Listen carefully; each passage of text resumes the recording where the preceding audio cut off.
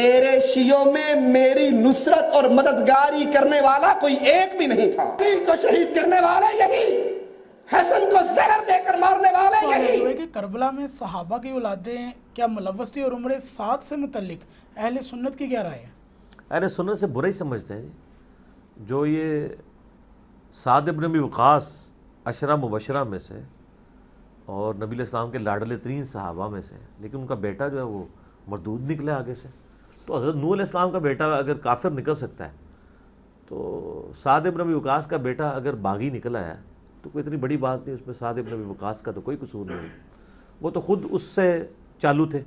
सही मुस्लिम में एक हदीस है जिससे आपको साद इब्न अबी वक़ास के इस बेटे का करैक्टर पता चल जाएगा। उमर इब्न साद सामने से आ रहा होता है ना सवारी पे सवार होके, तो साद इब्न वक़ास अपने बेटे को देख के कहते हैं, ऐ अल्लाह मैं इस सवारी के सवार के शर्त से तेरी पनाह में आता हूँ, अपने बेटे के बारे में। हालांकि अभी करबला नहीं हुई है, कुछ भी नहीं हुआ हुआ। साद इब्न वक़ास तो करबला से भी 4 साल पहले फौत हो गए हैं, 5 साल पहले 56 हिजरी में।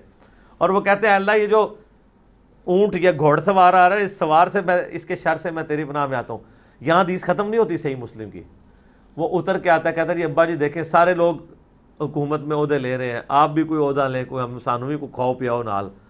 तो इस तरह वो आके ना उनसे लालच भरी डिमांड करता है, तो वो उससे उसका करैक्टर पता चल जाता है। इसको फिर रे की हुक्मरानी का लालच दिया है उसने यजीद ने और उसको यूज़ किया, और देखे बाद में फिर उसने लानत खटी है ना, इसका अपना अंजाम भी क्या हुआ है।